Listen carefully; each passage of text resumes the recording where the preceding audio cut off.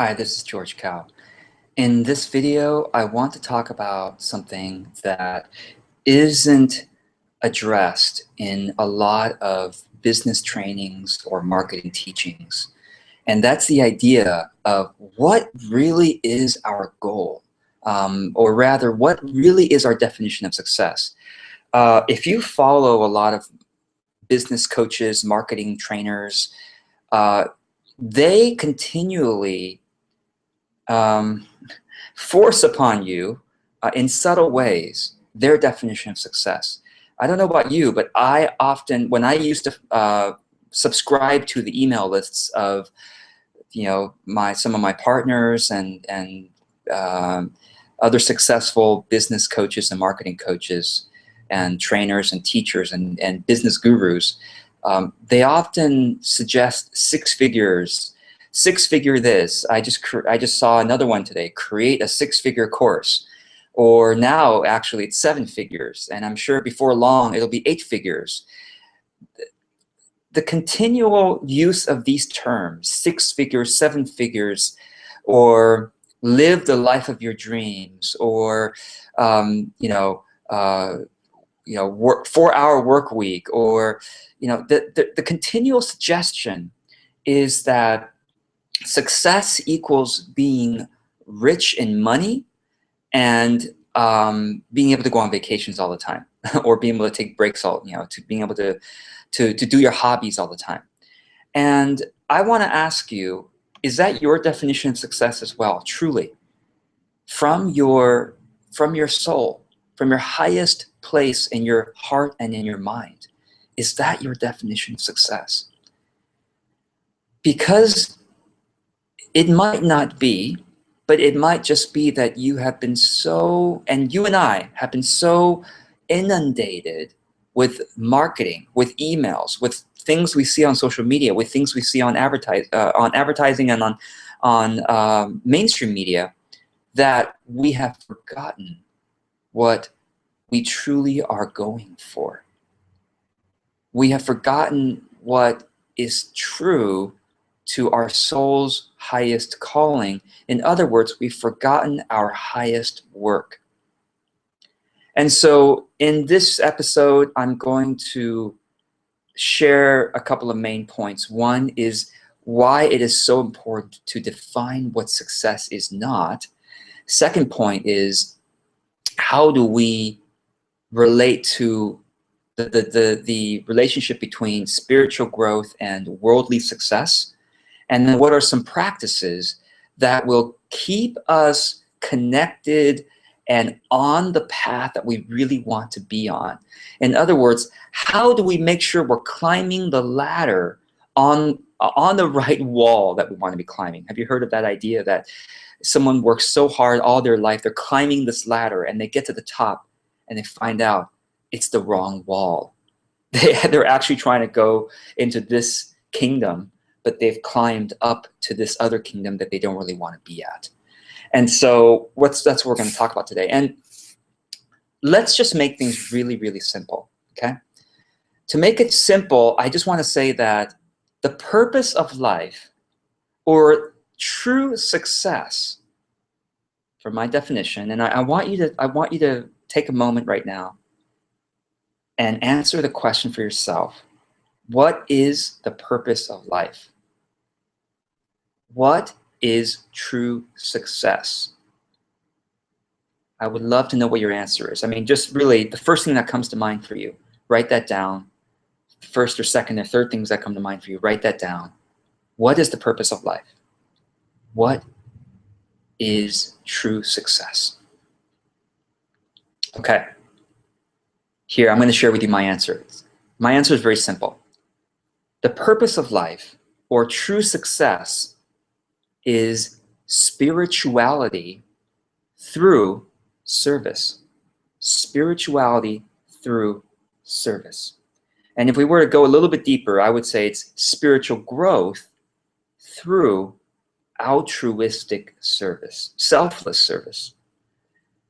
Now, I don't know if you agree with me, but if you'll stay with me, I'll kind of flesh this out. And you might be wondering, well, George, where are you getting these ideas? Where is this coming from? Well, it's coming from my studies of the world's ancient spiritual traditions, Christianity, Buddhism, Hinduism, particularly those three.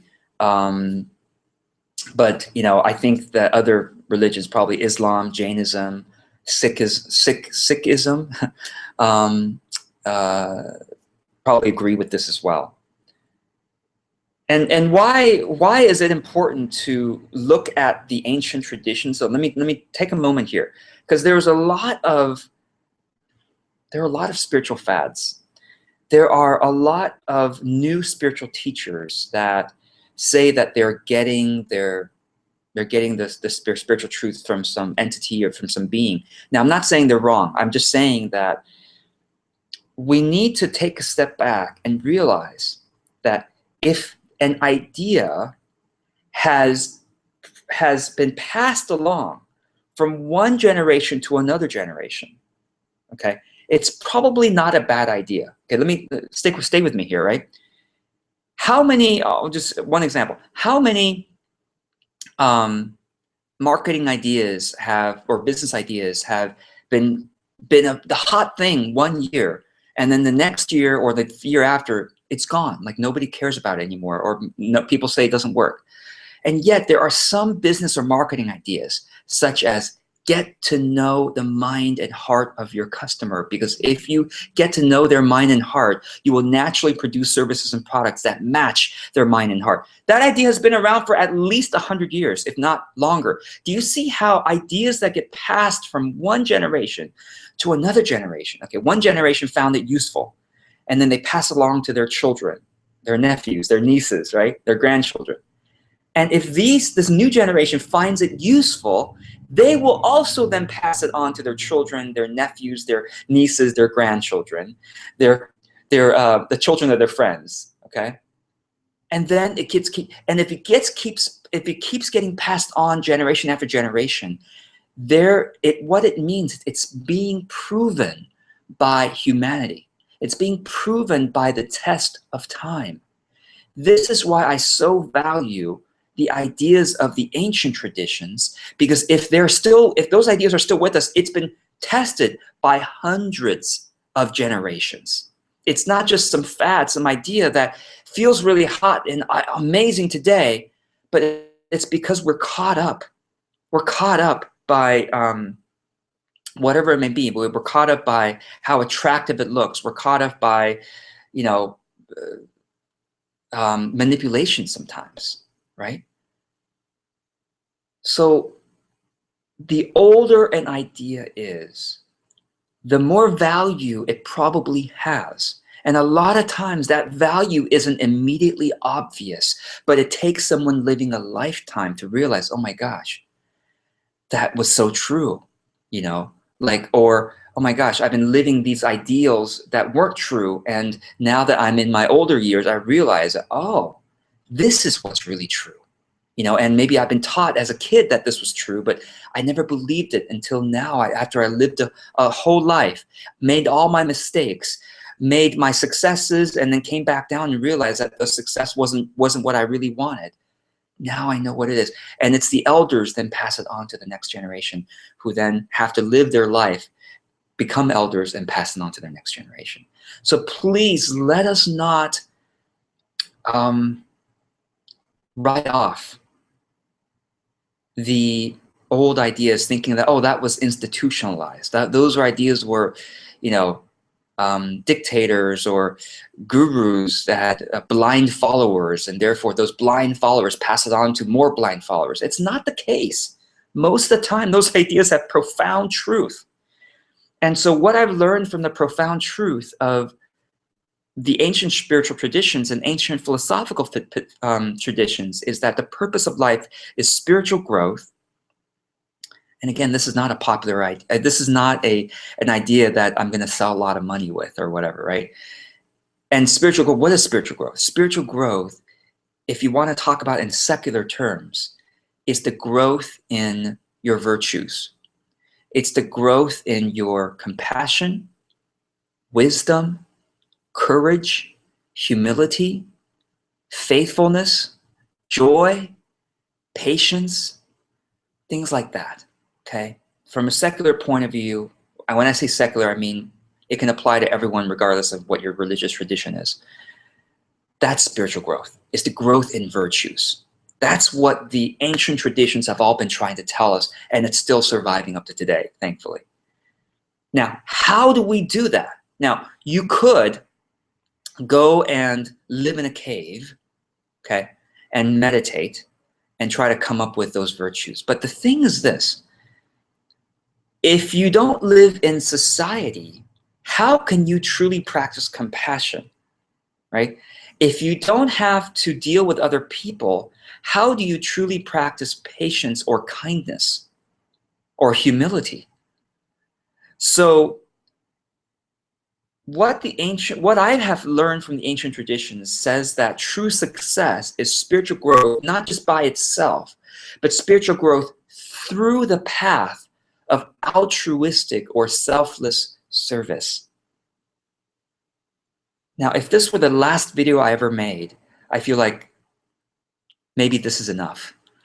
I've told you the truth that I hope you will pass on to the people whom you care about, that the purpose of life, that success truly is about spiritual growth through altruistic service. So in other words, yes, you can meditate. Yes, you can pray. Yes, you can journal. Yes, you can fill in the blank, fill in the spiritual practice, okay? Yes, you can do those things. But if those things are done by itself without being plugged into service, then it's not really spiritual growth. I feel like what I've learned from all these spiritual texts is that God, the higher power or the highest ideals, seems to want us to focus on serving other people altruistically, selflessly, without any return on investment, without any payment, without even any praise, without even any appreciation or possibility of it. Okay, that's what selfless service, altruistic service is. And if we practice doing that, that's not something that's easy necessarily, but if we practice doing that, we'll find ourselves growing in, guess what? Compassion, wisdom, humility, courage, joy, faith, patience. You know, all these virtues come to us if we keep and persevere on practicing altruistic service. So that's, in a nutshell, how I redefine success every day. Every day I wake up and say, all right, I'm going to see another email that suggests to me success is about building a great business. I'm going to see another social media posting that suggests to me that 6 figures, 7 figures, 8 figures is really what we all should be going for. That's right. I'm going to see another advertisement that suggests to me that going on vacations all the time is what success really is about. I'm going to get another, suggestion from someone else who's going to tell me that true success is being able to just hang out all the time and do your hobbies and have a lot of sensory pleasures. See, the problem with that it takes faith, right, to redefine success every day. Because if you don't have faith, then all you do is live based on what you see and what you taste and what you smell and what you hear, okay? It just live based on what society tells you and what your friends tell you and what your parents tell you and what social media tells you is the truth. So let me go on. There's actually a lot more I wanted to share with you, and I actually have a presentation, a little quick slideshow I wanted to share with you. So let's actually go right into the presentation itself. And these are ideas that I wish had been shared with me, and that I wish were continually shared with me, which aren't. And so I hope that these are truly valuable ideas, that you find them valuable as I do as well. And I'm going to actually share my screen with you so you can see the presentation. So here we go. Okay. Again, we are redefining success here, and we are talking about the purpose of life. And I'm going to suggest to you that if you have no faith in what is beyond this life, if all you do is live based on what you see, what you taste, what you hear, what you smell, what you touch, then this should be the purpose of life. This should be what success is, because this is what you can see, what you can hear, what you can feel, you know, money, fame, power, health, relationships, possessions, vacations, sensory pleasure, collecting knowledge because it makes you feel smarter and people say you're smarter, and right, convenience and speed, things always going our way, other people always doing what we want. If this is the only life, okay, if that's what you believe, then please do this, because that makes sense. All right, and the end of story, done. Close this video. Just go for these things, and whatever you need to get these things, do it, because that's the purpose of one single life. All right, because you can feel it, you can sense it. It's logical, and it makes a lot of sense. Now, if you believe that there is life beyond what you can see, touch, smell, hear, and personally feel in this incarnation, then the stronger your faith is, the more you realize that the purpose of life is this. And again, the more you study the proven ideas from again, proven over from history, from hundreds of generations of humanity, okay? Logic tells us and reason tells us that this is the purpose of life. Spiritual growth, which again is faith, joy, courage, patience, humility, self-discipline, wisdom, and compassion. How do we get here? We don't get here just by going in a cave and meditating. We get here by working with other people through altruistic service. What is altruistic service? It's helping other people lessen their suffering, and more advanced, even more so, even more altruistic service is helping others lessen their suffering who will not or cannot compensate you with money, praise, or status. This is the purpose of life. This is what I suggest to you. Now let's go on, and let me actually ask you another question. What do you wish others could achieve and would achieve? All right, if you believe in this, the problem is whenever other people achieve money or fame or power, or they have lots of vacations, or they have lots of pleasure, etc., don't you feel some envy? You feel this natural envy, and let me suggest to you why you are feeling the natural envy. Because your intuition is telling you that that cannot be for everyone. That not everyone can be rich, financially rich. Because the definition of financial wealth means that others don't have as much. No, seriously, truly. If everyone had $1 billion, $1 billion would be relatively worthless. If everyone had $1 billion, a cup of coffee would probably cost $1 million. Do you see what I mean? Not everyone can be famous. If everyone were famous, nobody would be known. The fact of someone being famous, meaning someone having everyone's attention, means that there are other people who are anonymous. Not everyone can have power, okay? If someone has power, other people are powerless. Now, health is different. Now, I think everyone can have health. That's true. But the focus on health alone is part of worldly success rather than spiritual growth. A lot of people who are serious about spiritual growth, they prioritize this over their own health, and people think that's stupid, but actually it's not if you look at the most ancient spiritual teachings. Relationships, I guess actually probably true that everyone can have great relationships as well. But again, if you go and seriously study the ancient teachings, a lot of ancient spiritual teachings talk about celibacy, talk about being single. Okay, and no, this is not a popular teaching. You're not gonna teach other people, and other people go, oh, I'm so glad you taught me that I shouldn't have love, human love in my life. Okay, this is not a popular teaching, but I'm gonna tell you, we're talking about our highest work. We're just taking a moment out of our busy lives to step back and look at what may be our highest ideals. Possessions, not everyone can have all possessions that they want, okay? Not everyone can go on vacations because who's going to do the work, right? Et cetera, et cetera. So what do you wish others would achieve? Don't you wish that other people would be generous and selfless in their service? Of course you do. Because if other people were generous and selfless in their service, you would benefit, right? And so when you see someone else being selfless and generous, you don't envy them. Yes, you might envy their fame. You might envy the fact that they have power. But you don't envy the fact that, guess what? They have faith, joy, courage, patience, humility, self-discipline, wisdom, compassion. That's what we wish for other people to have, because that means they would treat us well. We wish for other people to altruistically serve, because that means we get to benefit as well. Do you see that? So this is the genius of the ancient traditions that have been teaching us, that this is the purpose of life, because if one person has this, everyone benefits. But if one person has this, it's not necessary that everyone benefits. Does that make sense? Let's go on to the next slide. I want to show you something here. This is why the ancient traditions have talked about renunciation and temptation. This is not for nothing, that these ideas have been passed on through hundreds of human generations.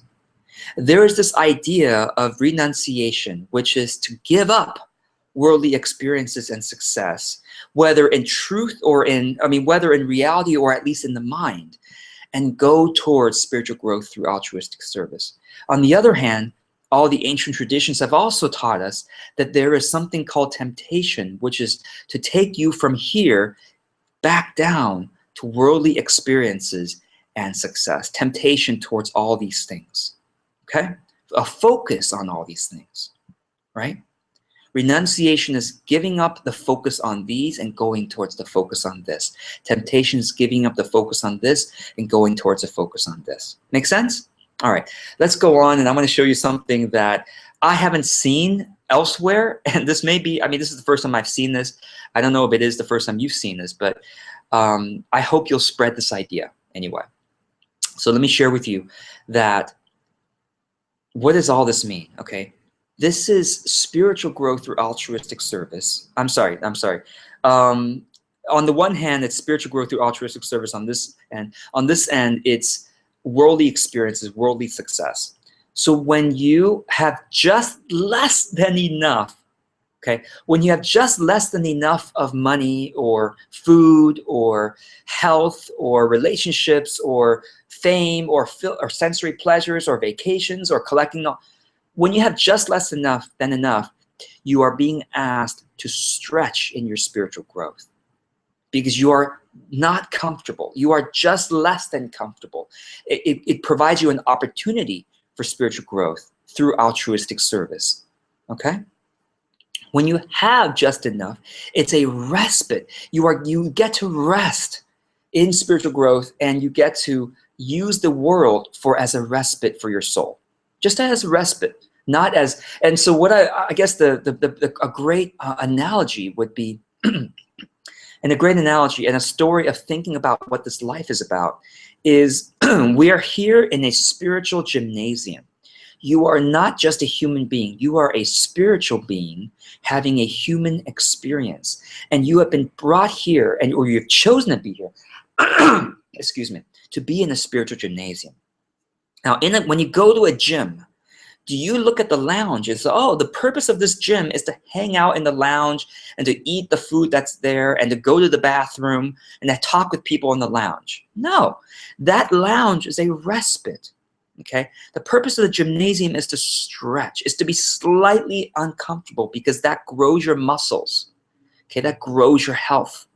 Okay, so that's why we're really here, is to stretch. But we also need a respite sometimes to, indulge, right? That's why we indulge in that chocolate chip cookie. I indulge sometimes because it's a respite. I sleep, plenty of hours because it's a respite, but it's not really the purpose of why we're here. So this might even be called purpose, okay? Now, here's the problem. When you have more than enough of the respite, you get into attachment and addiction and temptation, and it's a trap. You become, the snares of the world is what the old traditions, the ancient teachings tell us. Okay, you become addicted. Okay, you become attached. And guess what? You have a really hard time going to the next level of consciousness. or going to heaven, whatever you want to call it, okay? So you want to just go to stretch. You want to basically keep going between stretch and respite, stretch and respite. Now, here's the problem. For some of us who have really high ideals, we renunciate, right? We renounce renunciation. We renounce the world, and we sometimes when we renounce the world, we have far less than enough, and we become cynical. We become tired. We become sick and tired of not having enough money. We become sick and tired of not having enough fame. We become sick and tired of not having that relationship. We become sick and tired of not having enough health. Fill in the blank. We become sick and tired of not having these things. And what happens when we become sick and tired is we jump all the way down to I don't fucking care anymore. I'm sorry for the language. I really should bleep this out. This is a PG or G-rated video. Sorry about that. Children, don't learn that language. But we become sick and tired, and therefore we jump right back into I'm just going to get rich. I'm going to get famous. It's all about those things, and we become addicted. Do you see how this cycle works? So it's really, we have to be really careful to go between these two and not go too far or not go too far this way. Okay? And if we just go in between these two, we can do what Gandhi says, which is to live simply so that others may simply live. Right? Okay. Let me stop the screen sharing and go on here. So here's the problem is that the respite is so easy for the respite part. The money, fame, sensory pleasures, vacations, collecting knowledge, wanting things to go our way, convenience and speed. It's so easy for that respite to become a distraction for us, right? And so we have to continually look at those things not as success.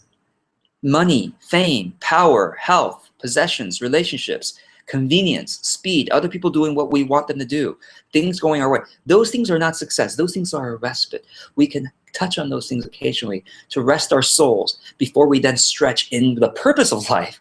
The purpose of going to a gym here in this life is to stretch our spiritual muscles so we can go to the next level of consciousness and then the next level of consciousness until we eventually reach God and we have perfect bliss, perfect compassion, perfect wisdom, perfect courage, perfect humility, perfect self-discipline.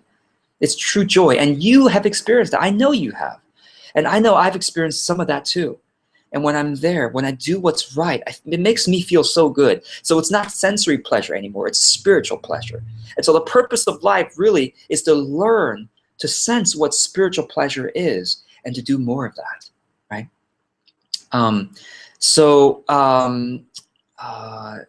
Let me see what else I wanted to share with you. One of the greatest traps, especially if you follow other marketing teachers and business teachers, one of the greatest traps is they always are teaching you to play a bigger game. Because again, when they say play a bigger game, they are suggesting to you a definition of success is fame, or a definition of success is to help lots of people. But when they say that, they're really, again, they're mostly trying to sell you a program, or they're consulting or training or whatever, right? Play a bigger game. They're really trying to sell you something. But the play a bigger game is actually, the temptation is fame. Or if I played a bigger game, I would help more people. It's really fame. It's really money, okay? It's really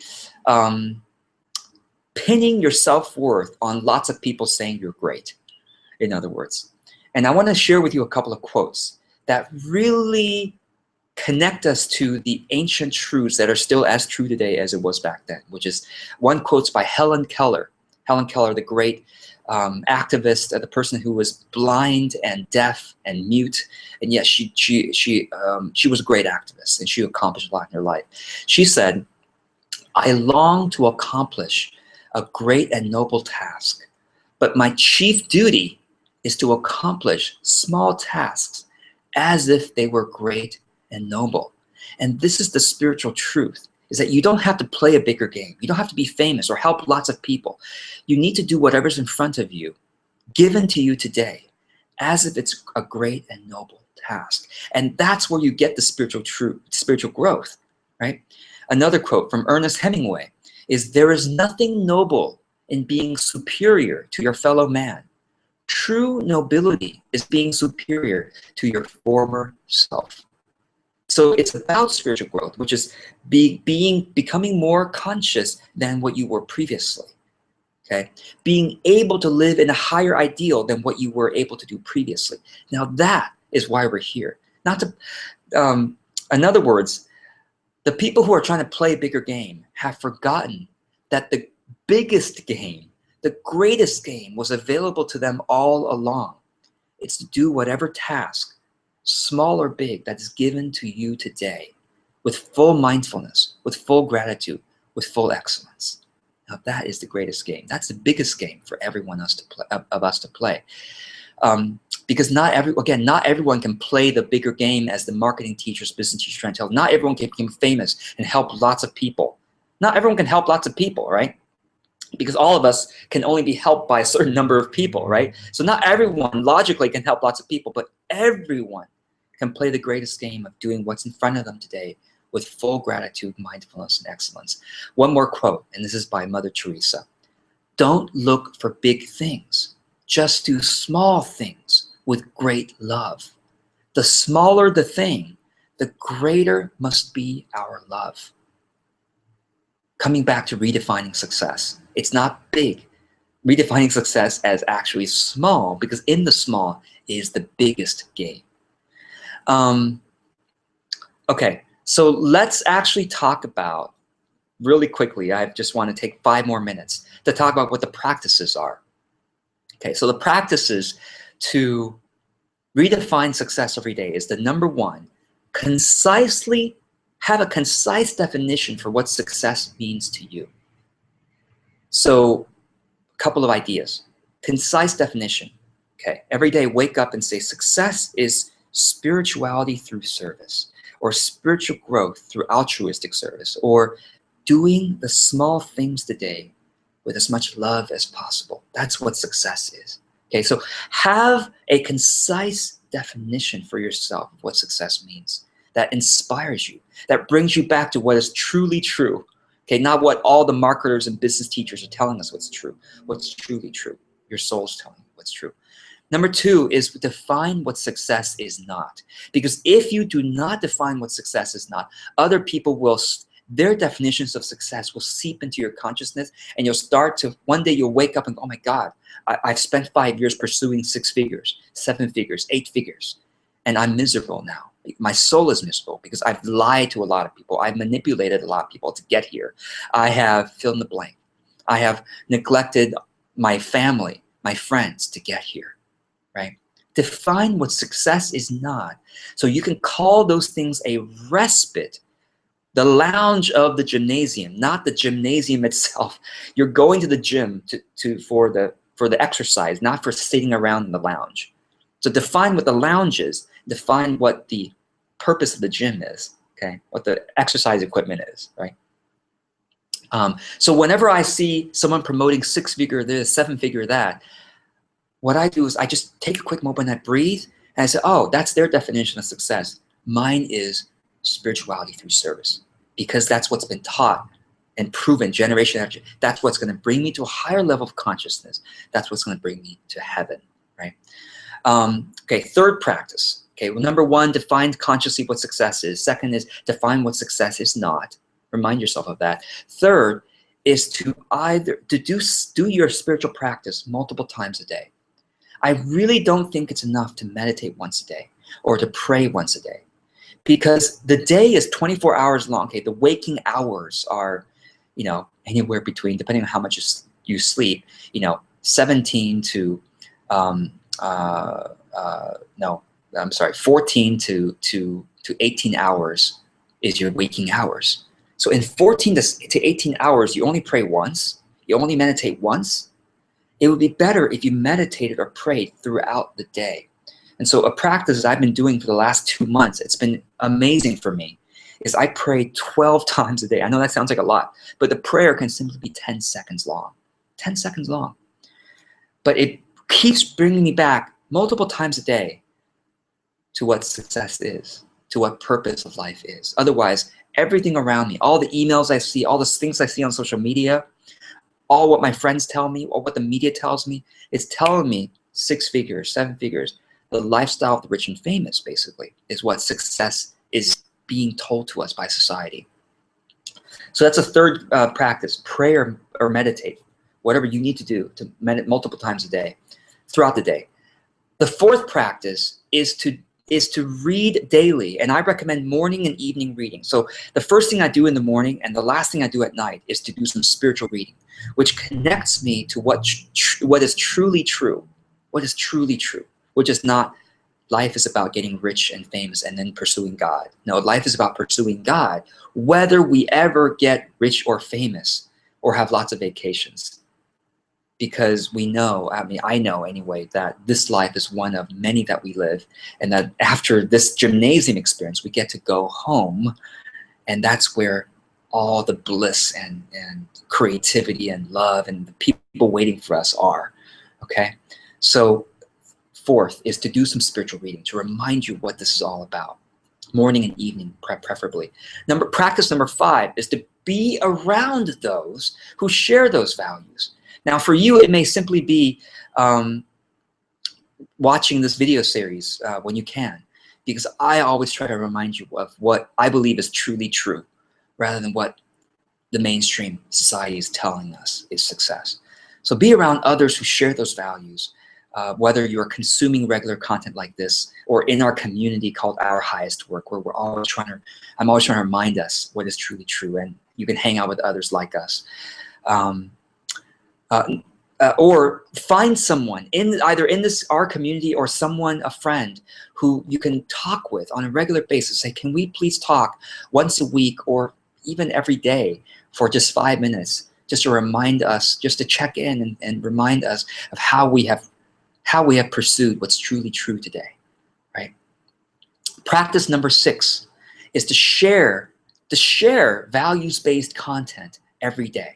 If you can, if you're on social media every day, if you can share something every day that reminds others of what is truly true, you are doing them a true favor of their spiritual growth, okay? Or maybe it's not every day. Maybe you share something about what's truly true every 3 days, but do it on a regular basis so that when you share it, you remind yourself very strongly, and then you remind others in your audience, and that they will remind you, there'll be a conversation around that, and you'll always keep reminding each other what's truly true.